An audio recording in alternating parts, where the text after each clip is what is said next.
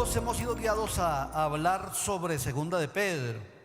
Ya los pastores Guillermo Arturo Barahona, Juan Carlos Parra estuvieron hablando de los primeros versículos del capítulo 1 y se habló de la fe y la virtud.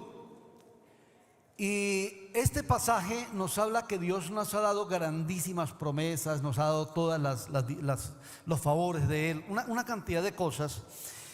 Y en este pasaje, en el versículo 5, 6 y 7, en esos versículos hay 8 ingredientes del carácter cristiano que todo discípulo de Jesús en su caminar con Él debe ir agregando, ¿sí?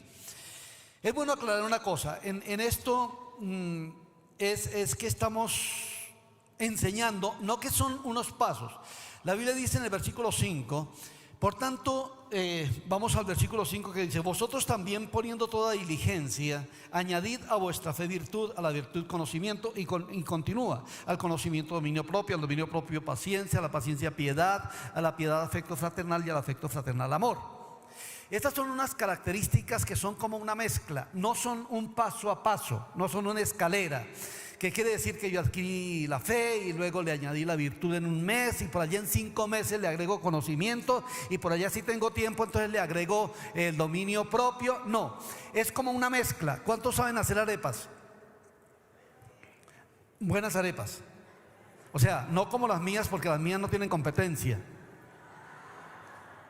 Pero las que yo hago, les coloco la harina, ¿cierto? Luego les coloco un poco de azúcar, luego les coloco un poquito de sal, un poquito de mantequilla, y las mojo con leche, ¿sí? Con leche tibiecita. Y luego entonces las amaso y para luego darle forma. Entonces eso se llama arepas. Arepas es una mezcla. El carácter cristiano es una mezcla de todo. Nosotros tenemos que ir mezclándole cosas y cosas.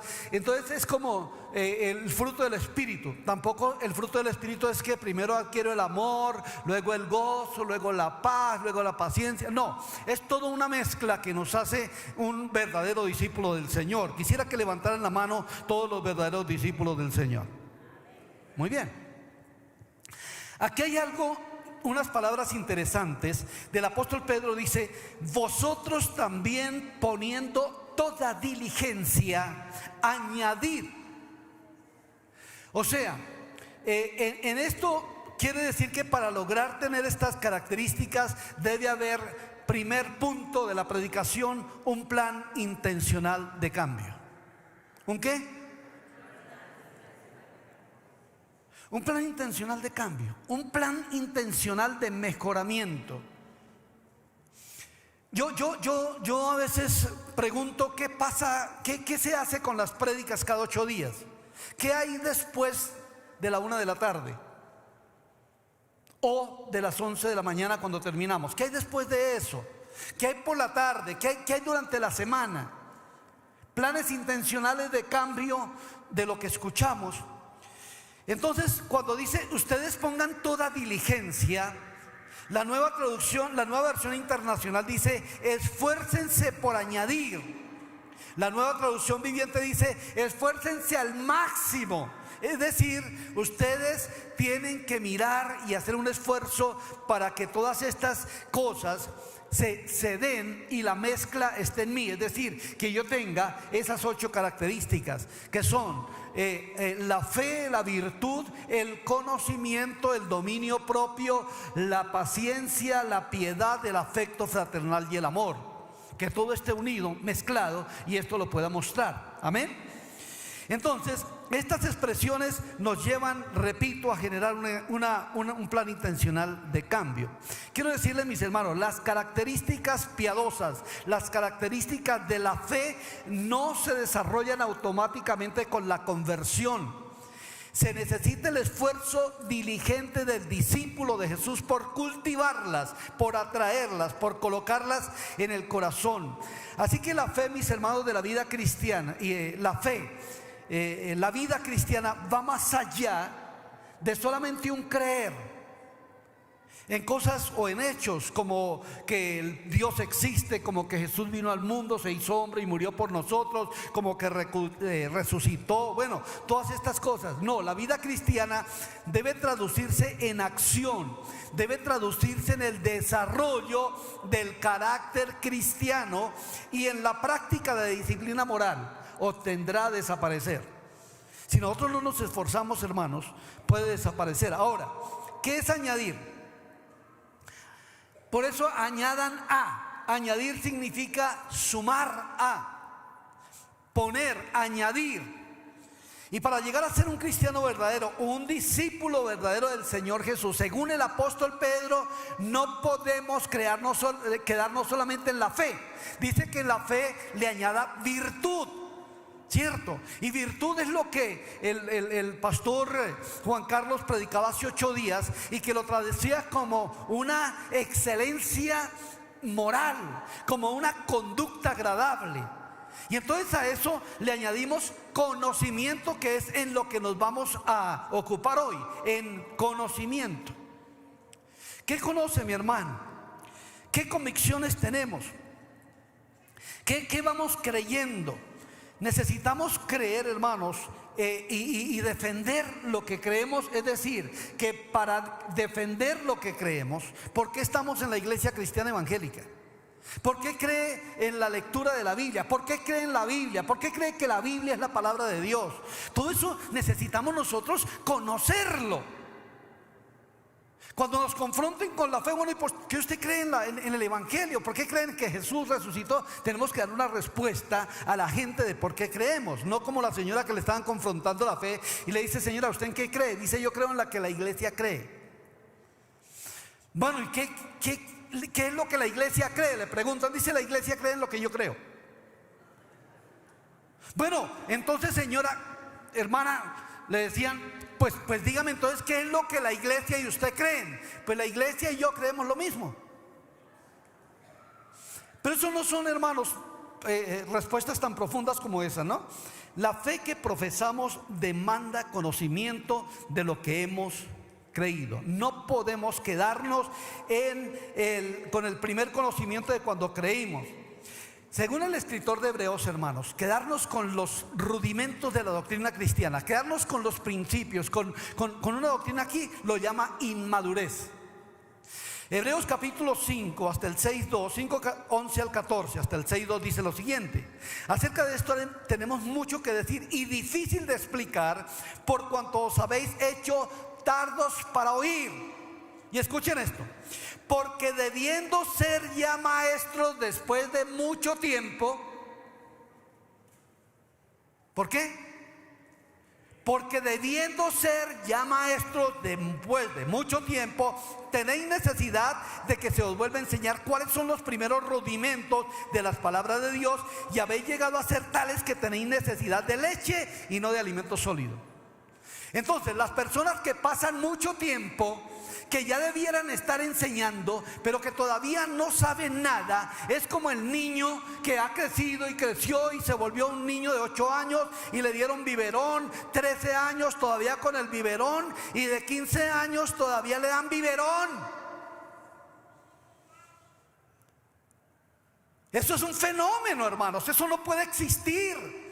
Lo mismo en la vida cristiana. En relación al conocimiento, no se puede seguir en el mismo estado de cuando nos convertimos y simplemente llegamos a la iglesia. No, dice aquí: y todo aquel que participa de la leche es inexperto en la palabra de justicia, porque es niño.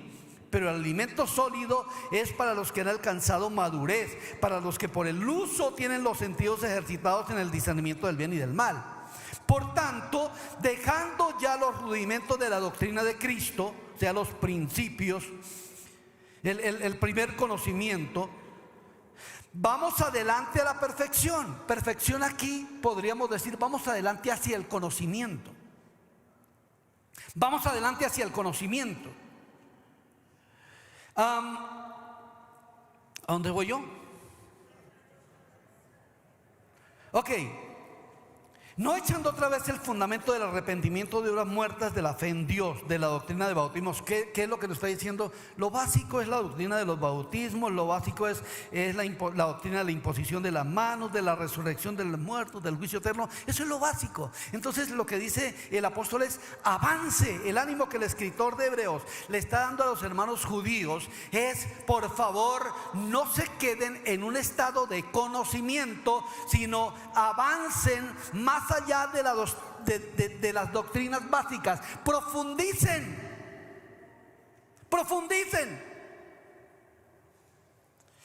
Es que, hermanos, ¿por qué dice la Biblia que añadan a la virtud conocimiento? Pueden haber personas de una excelente moral, de una muy buena conducta, de un excelente comportamiento, pero ignorantes. Si está ignorante, puede ser presa de cualquier doctrina errada. No basta con ser buena persona, hay que conocer también, porque nos pueden engañar. Y en este tiempo que sí que hay una cantidad de doctrinas que nos engañan. Ahora, ¿cuál es la definición de conocimiento?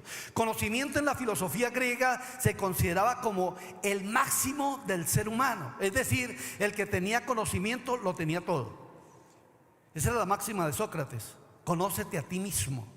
Pero ese conocimiento era un conocimiento no del conocimiento de las cosas que generan carácter cristiano, sino conocimiento en general. Entonces, hermanos, en el libro de Proverbios, la Biblia Reina Valera, el conocimiento lo coloca como ciencia. Y escúchenme, voy a leer algunos versículos de Proverbios. Escúchenme Proverbios 1:22, que dice: ¿hasta cuándo, oh simples, amaréis la simpleza? Y los burladores desearán el burlar, y los insensatos aborrecerán la ciencia. Aborrecer la ciencia, aborrecer el conocimiento, habla de insensatez.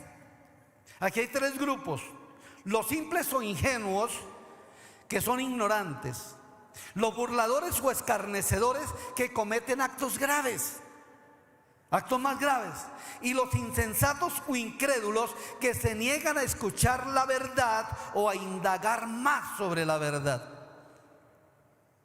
¿Hasta cuándo, simples, amaréis la simpleza? Y los burladores, ¿qué? Desearán el burlar, y los insensatos aborrecerán el conocimiento. ¿Saben, hermanos, que cuando recién me convertí, la doctrina que se enseñaba era que estudiar era pecado? Hasta ir a un instituto bíblico era pecado. No, predique porque Jesús viene ya. La urgencia es que Jesús viene ya. Claro que nos olvidamos de predicar este mensaje escatológico. Pero, hermanos queridos, también se necesita conocer, porque aquí la Biblia dice que insensatez es aborrecer el conocimiento. Ahora, conocimiento según Pedro, ¿qué clase de conocimiento es que el apóstol Pedro dice que añadamos? ¿A qué conocimiento se refiere? Al que me ayuda en el crecimiento de mi relación con Dios, al que me conecta con el desarrollo de mi vida cristiana, al que me ayuda a mantener una relación estrecha con Dios y con mi prójimo. Ese es el conocimiento al que se refiere el apóstol Pablo, al que edifica mi fe y confianza en el Señor. Ahora, hay una diferencia entre conocer y saber. El saber es informarse, el conocer es intimar. Yo puedo saber mucho o no sé mucho, pero al menos sé que Simón Bolívar libertó 5 repúblicas, que tuvo muchas batallas, que venía por allá por los llanos del pantano de Vargas y que estaba ya diezmado su ejército. Todo esto, hermanos, que tuvo sus problemas ahí con el general Santander, que se casó con la señora esa. Eso es saber, ¿cierto? Pero no conocí a Simón Bolívar. No sé cuáles eran sus costumbres, puedo saber cuáles eran sus costumbres favoritas, pero su idiosincrasia, es decir, su identidad. En estos días que veníamos de los llanos orientales, nosotros estábamos en una matrimonio hace 8 días en los llanos y cerraron la carretera y nos vinimos por otra ruta. Y conocimos y pasamos a un pueblito, Medina, Cundinamarca. Yo había oído mucho de Medina, de San Pedro de Jagua. Pasamos. supimos, sabemos cómo llegar, pero otra cosa es saber el acento de su gente, cómo hablan, intimar con los hermanos, saber cuál es la idiosincrasia del pueblo, sus costumbres, todo eso es conocer, intimar. Conocer es ir a la profundidad. Amén. Entonces aquí es donde tenemos que ir a otra cosita. El conocimiento a desarrollar del cristiano, ¿cuál es? ¿Cuál es? En primer lugar, tenemos que desarrollar el conocimiento de Dios. Conocimiento de Dios. Hay unos que saben de Dios, pero no conocen a Dios. Han oído mucha información de Dios, pero no conocen a Dios porque no lo han intimado. La pregunta hoy sería: ¿cuántos conocen a Dios? ¿Qué tanto conocemos de Dios? En primer lugar, hermanos, para conocerlo hay que buscarlo. Para conocerlo hay que ¿qué? Ahora, ¿de qué manera nosotros conocemos a Dios? Buscándolo de corazón. Jeremías 29:13 dice: me buscaréis y me hallaréis, porque me buscaréis de todo vuestro corazón. Mis hermanos queridos, el hombre ha querido encontrar a Dios a través del intelecto, y a Dios no se le encuentra a través del intelecto, sino se le encuentra a través del corazón. Por eso el intelectual nunca podrá encontrar a Dios, porque no se le busca a través del intelecto. Me buscaréis y me hallaréis, porque me buscaréis de todo vuestro corazón. Tenemos que poner el corazón en buscar a Dios. Amén. Conocerlo. Debe haber en nosotros debe haber en nosotros, como discípulos del Señor, cada día una pasión por la búsqueda de Jesús. Y ahí es donde lo vamos a conocer, porque es intimidad. Intimamos con Él. Buscad a Jehová mientras puede ser hallado, dice Isaías 55:6, llamadle en tanto que Él está cercano. Es que Dios está cercano para que le busquemos. Conocer a Dios es guardar sus mandamientos. Primera de Juan 2:3-4 dice: y Él es la propiciación por nuestros pecados, y no solamente por los nuestros, sino también por los de todo el mundo. Y en esto sabemos que nosotros le conocemos, si guardamos sus mandamientos. ¿Está clara la palabra o no? El que dice: yo le conozco, y no guarda sus mandamientos, el tal es mentiroso, y la verdad no está en él. Wow, esos son versículos fuertes. ¿Y cómo nosotros sabemos guardar los mandamientos? Cuando los conocemos, cuando los estudiamos, cuando tenemos en cuenta que, y no solamente son, aquí no se está refiriendo solamente a los 10 mandamientos, es que los 10 mandamientos se derivan una cantidad de otros mandamientos, preceptos, leyes. ¿Ustedes saben que perdonar es un mandamiento? No es un sentimiento. Ay, yo no siento perdonar. No, es un mandamiento. Amar al prójimo es un mandamiento. Amar al enemigo es un mandamiento. Todos estos son mandamientos, hermanos, y hay que conocerlos. ¿Y cómo se conocen los mandamientos? Estudiando la Escritura, teniendo conocimiento, agregando qué es lo que el Señor realmente le agrada, qué es lo que Él pide de mí, ¿cierto? Entonces, conocerlo es guardar sus mandamientos. Conocerlo es esforzarse por su causa. Daniel profetizó desde Babilonia, lo llevaron muy niño, y profetizó asuntos que sucederían. Él estaba profetizando más o menos año 580, 570. Estaba profetizando antes de Cristo, y profetizó algo interesante que sucedería por allá en el año 165 antes de Cristo, con un verdugo del pueblo de Israel llamado Antíoco Epífanes.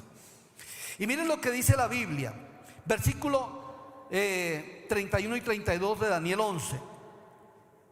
Y se levantarán de su parte tropas que profanarán el santuario. De parte de Antíoco Epífanes, se levantarán tropas de su parte que profanarán el santuario y la fortaleza, y quitarán el continuo sacrificio, y pondrán la abominación desoladora.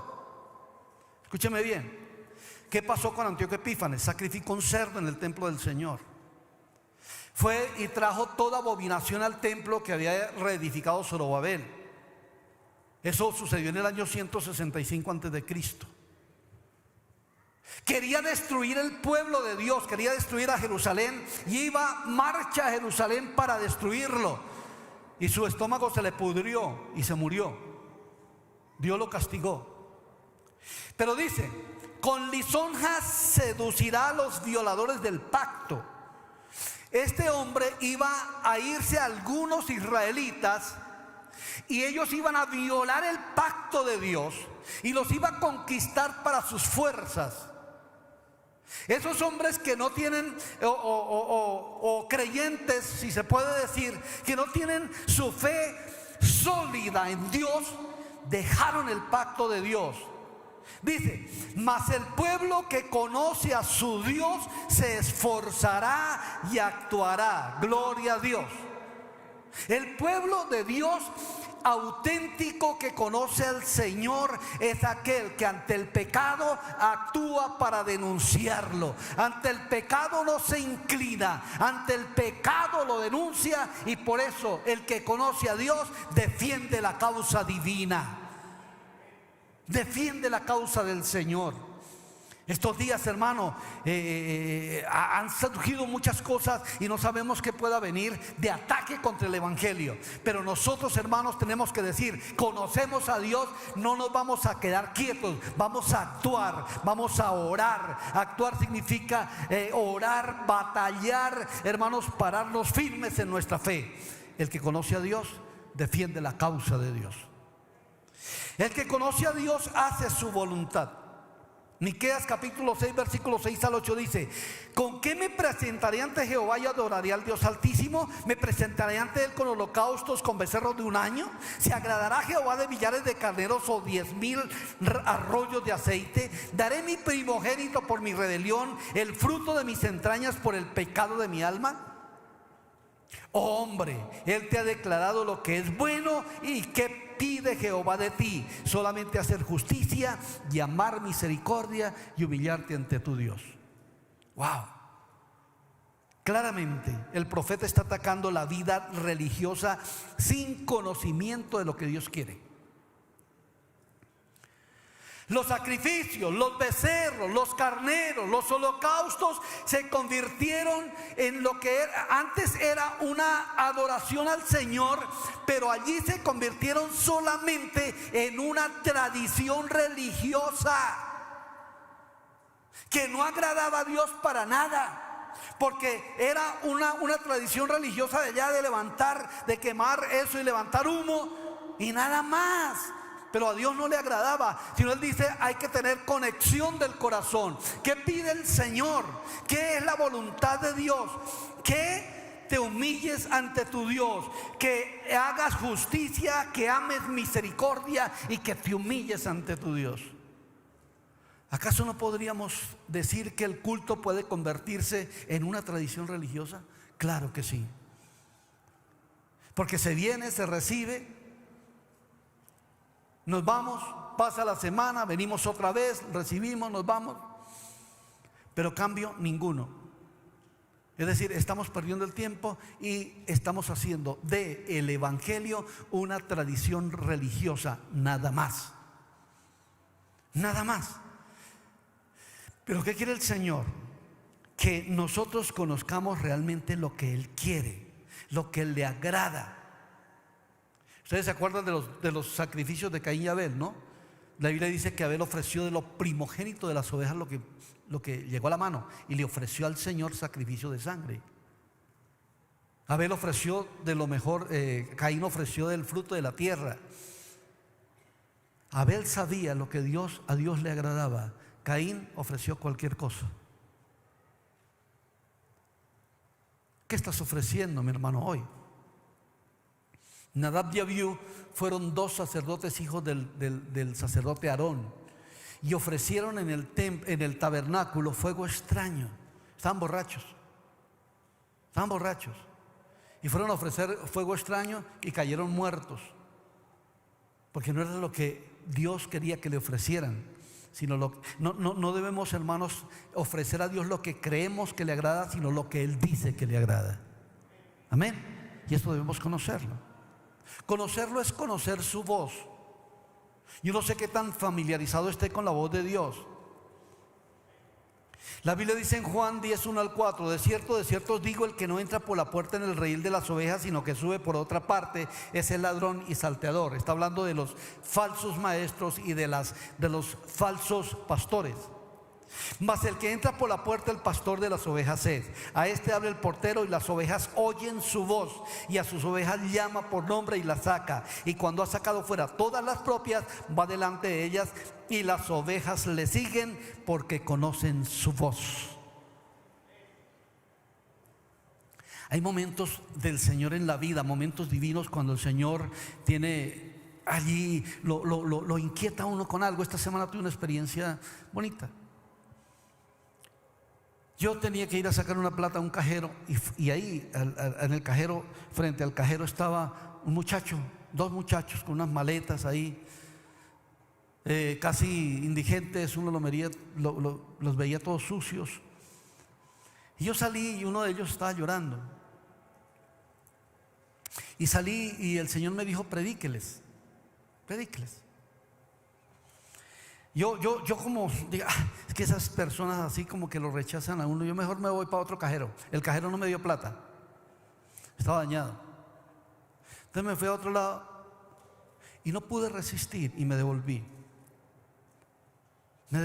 Al mismo lugar. Ahí estaban los muchachos, y les dije: hola muchachos, ¿cómo están? ¿De dónde vienen? No, venimos desde Popayán, estábamos trabajando en Lima, somos venezolanos, y entonces nos robaron todo. Aquí estamos sin comer. Yo les dije: ¿y ustedes conocen de Dios?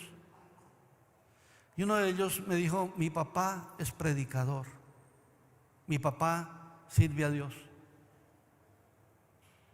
Entonces el otro, un morenito, uno era mono y el otro morenito, y el otro me dijo, le dije: yo quiero que ustedes vuelvan a Dios, que tú vuelvas al Señor, que vuelvas tus ojos al Señor. Y el otro me dice: ¿sabe qué, Señor? Yo estaba pidiendo que alguien viniera y me ayudara, y aquí tenía escrito: Dios, ayúdame. Dijo: mire, usted es la respuesta de Dios para mí. Y dijo: yo sé, yo tengo algo en mi corazón. Entonces yo dije: ¿ustedes me permiten orar por ustedes? Les hablé del Evangelio. Y claro que sí. Y ellos con esa alegría, yo les dije: yo quiero ayudarlos, les di algo para ayudarlos. Pero hermano, uno siente tanta satisfacción obedeciendo la voz de Dios al corazón en algún momento determinado.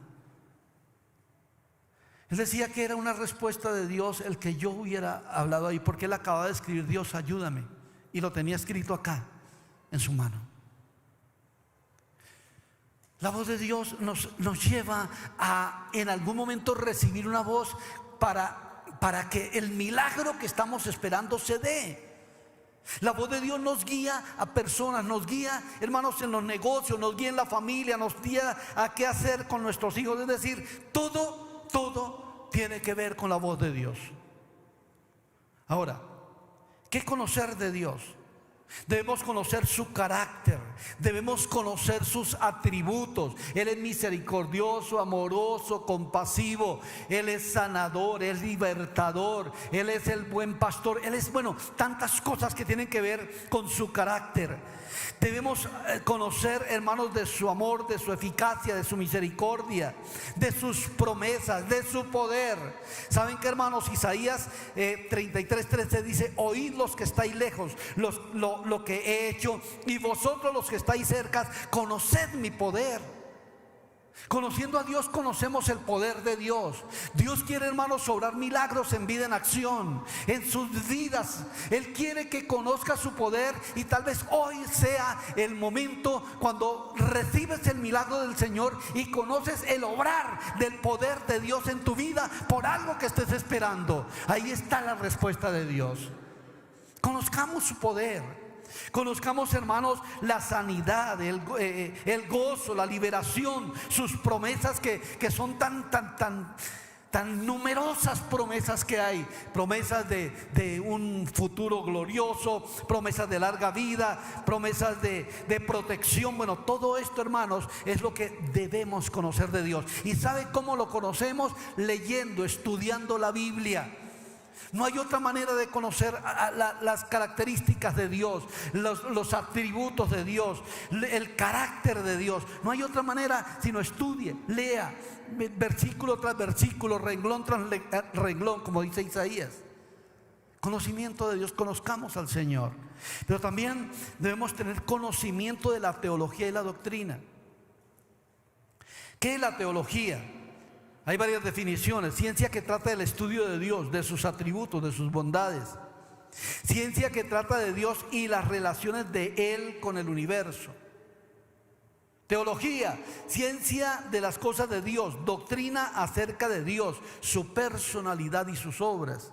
¿Qué incluye la teología? Muchísimos temas. La teología es infinita, hermano. Uno estudia y estudia y estudia y estudia y nunca termina. Porque es decir, conocer a Dios y las cosas de Dios es interminable. En la teología se ven temas como Dios el Padre. ¿Qué conoces del Padre Celestial? ¿Qué conoces de la obra total de Jesús? Su humanización, su muerte, su resurrección, su doctrina. ¿Qué conoces del Espíritu Santo? Eso es teología. ¿Qué conoce el tema del Espíritu Santo que se llama neumatología en teología? La salvación, el plan de salvación para cada persona, conocerlo, la soteriología, es esta materia. El hombre, la antropología, el pecado, el arrepentimiento, que es la amartiología, la iglesia, eclesiología, la angeología. Todo esto, hermanos, debe interesarnos a nosotros como cristianos, saberlo, estudiarlo. Algunos dirían, pero ¿eso para qué me sirve? Para presentar defensa de nuestra fe. Para presentar defensa de nuestra fe. La doctrina. ¿Qué es doctrina? Es un acto contenido de una enseñanza específica desglosada en varios segmentos. Es el conjunto de ideas, enseñanzas o principios básicos defendidos por un movimiento religioso, ideológico o político. En este caso, es un conjunto de ideas, enseñanzas o principios básicos defendidos por nuestra creencia cristiana. Hay temas muy interesantes en la doctrina, por ejemplo, los dones espirituales. En estos días se está levantando un movimiento en las universidades, se llama la CUR, la comunidad, creo que significa Comunidad Universitaria Reformada. Y están entrando allí maestros a confundir a los muchachos cristianos y han logrado confundirlos. Es una doctrina que está totalmente contra el movimiento del Espíritu Santo.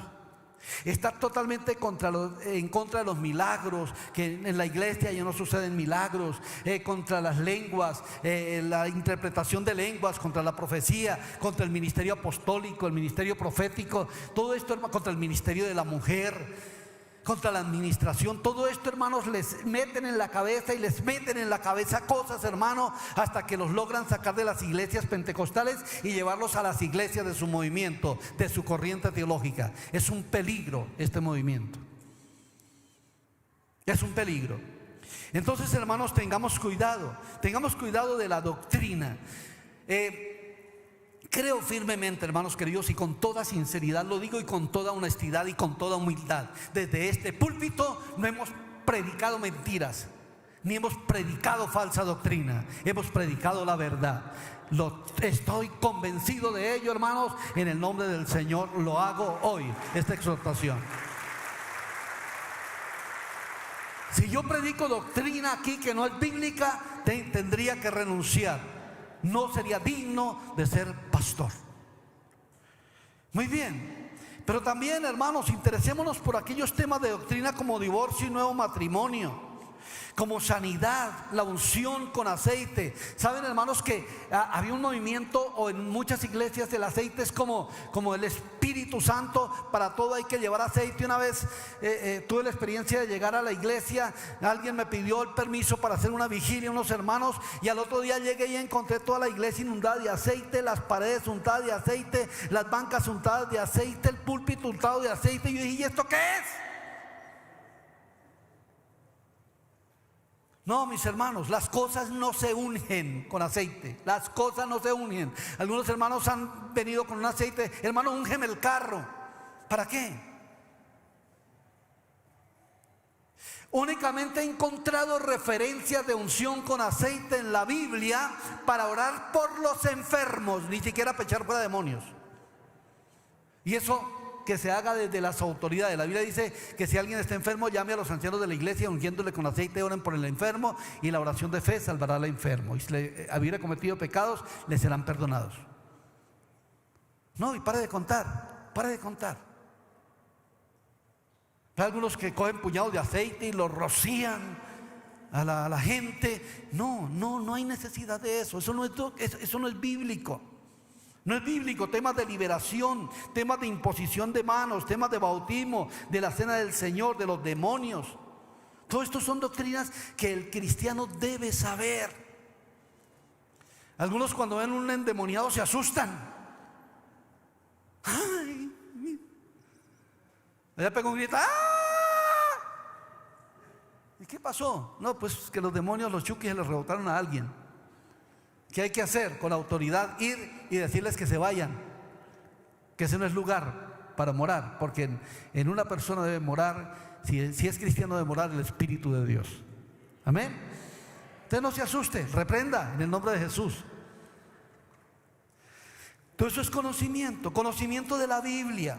Ay, Dios. La Biblia dice escudriñar. Escudriñar significa estudiar. Escudriñar las escrituras, porque vosotros parece que en ellas tenéis la vida eterna, y ellas son las que dan testimonio de mí. Juan 5:39. La Biblia es el libro de Dios. ¿Saben o no? ¿Saben que la Biblia es el libro de Dios?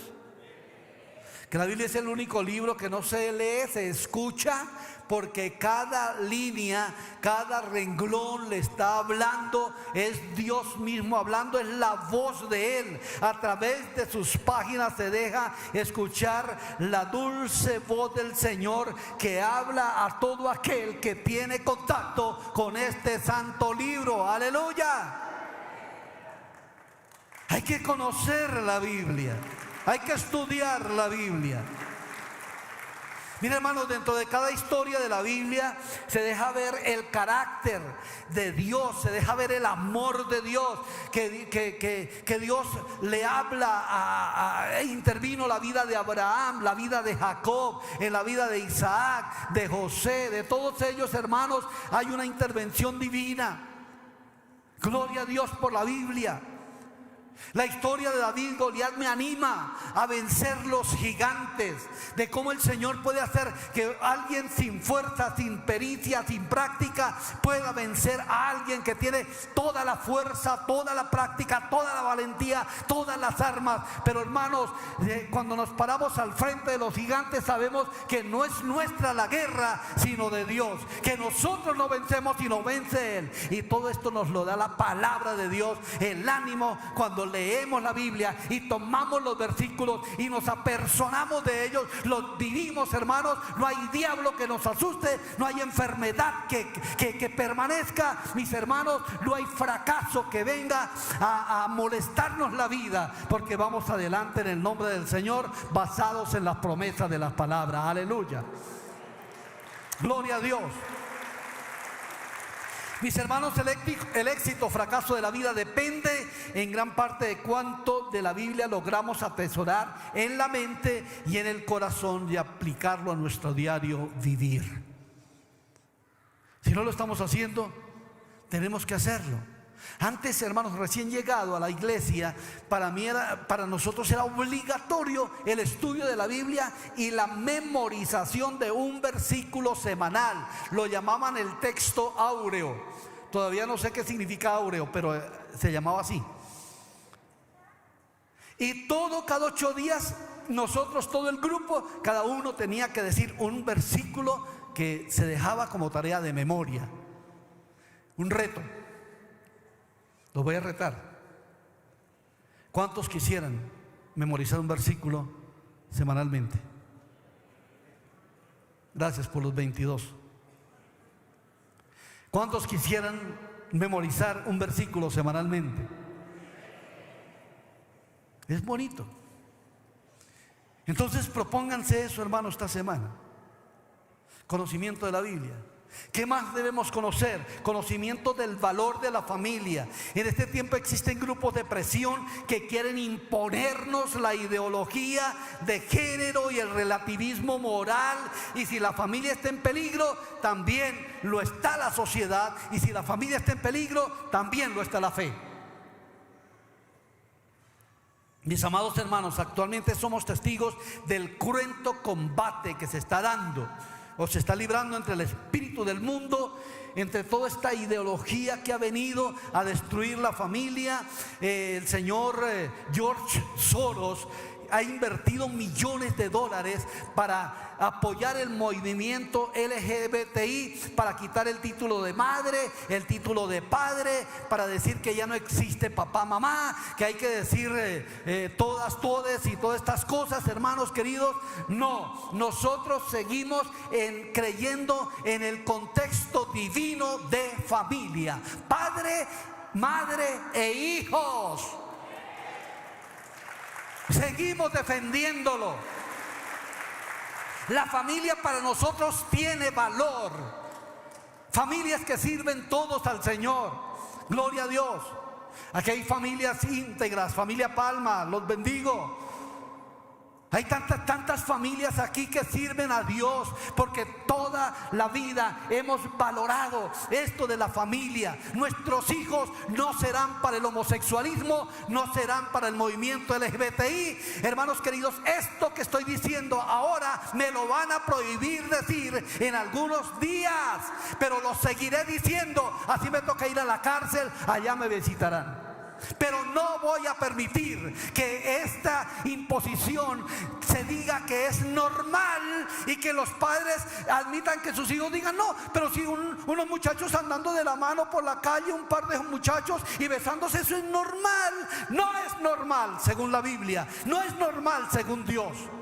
Que dos muchachitas se estén besando no es normal según la Biblia y no es normal según Dios. Tenemos que atacar esta ideología maligna, perversa. Es una perversión, es una inmoralidad, es un pecado.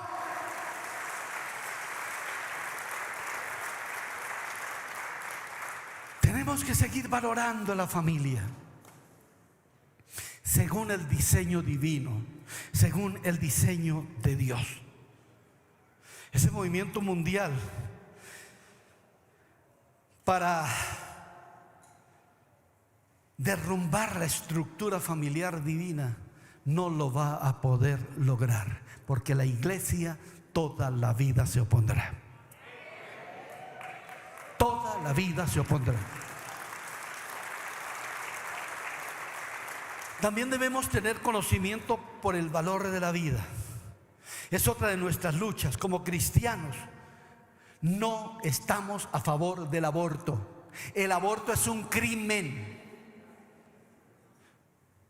La criatura abortada, para nosotros la vida, y según muchos científicos, no es un pensamiento meramente del cristiano fanático, pandereto, aleluyo, como lo llamen. Mis hermanos queridos, el concepto de familia desde la concepción del embrión con el espermatozoide, mis hermanos queridos, desde ahí hay vida y desde ahí se gesta la vida. No es el cúmulo de células como dicen los otros. No, hermanos queridos, tenemos que estar también contra el aborto.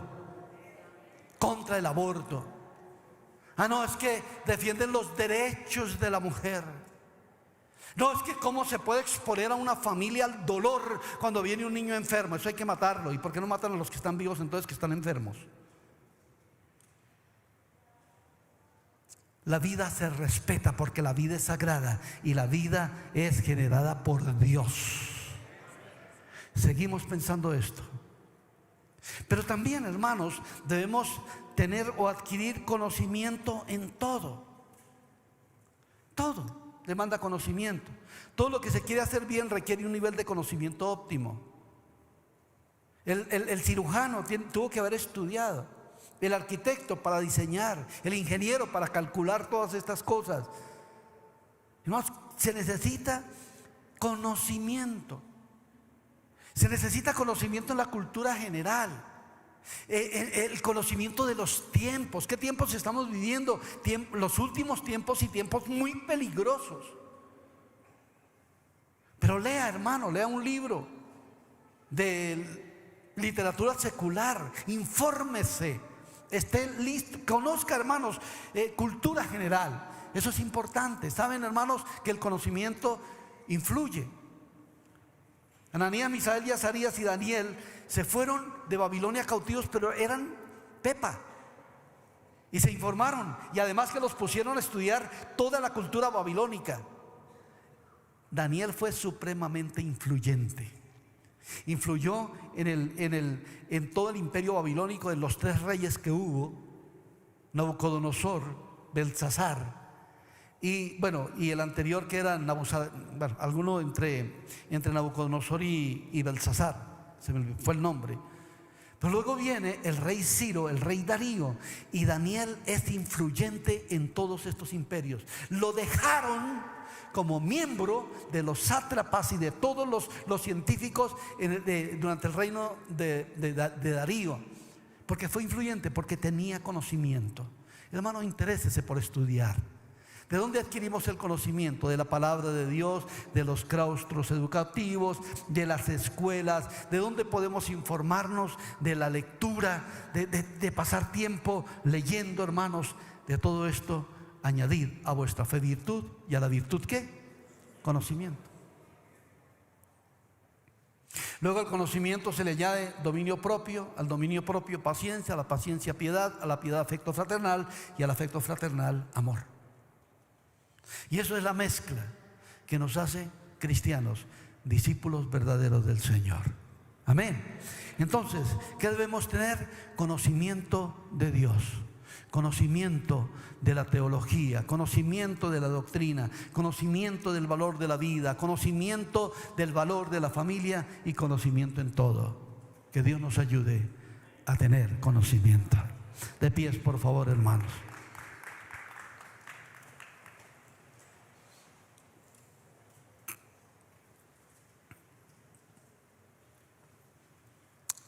Antes de ir a ministrar hoy, que sé que Dios va a ministrar en este día, quiero hacer una invitación a las personas que nos visitan hoy, que nos acompañan por primera o segunda vez, que no han recibido a Jesús como Señor y Salvador de su vida.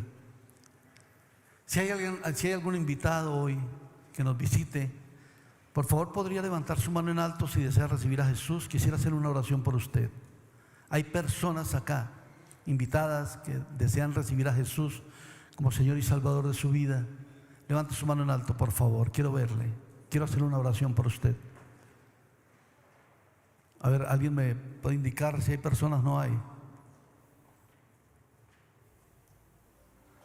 Ok. También tenemos que saber o conocer que es una responsabilidad esparcir el conocimiento de Dios. Amén. Esparcir el conocimiento de Dios para que toda la tierra sea llena de la gloria de Dios, y para que por donde vayamos manifestemos el olor de su conocimiento. Es lo que dice 2 Corintios 2:14. Ahora, les invito a que cierren sus ojos un instante. Dígale a Dios que quiere conocerlo. Haga un programa de ilustrarse más. De ilustrarse más. El Espíritu Santo está en este momento hablándole. Ilústrese. Genere un programa intencional de cambio. Algunos debiendo ser ya maestros aún no lo son, y tienen necesidad de leche y no de vianda, no de alimento sólido. No son capaces de discernir doctrina. Hoy en día hay tantas doctrinas falsas. Que sepamos colar la doctrina. Pero también hoy podemos conocer el poder de Dios. actuando en cada uno de nosotros. Dios es grande y Dios quiere mostrar su grandeza en este día. Piense en lo que necesitas.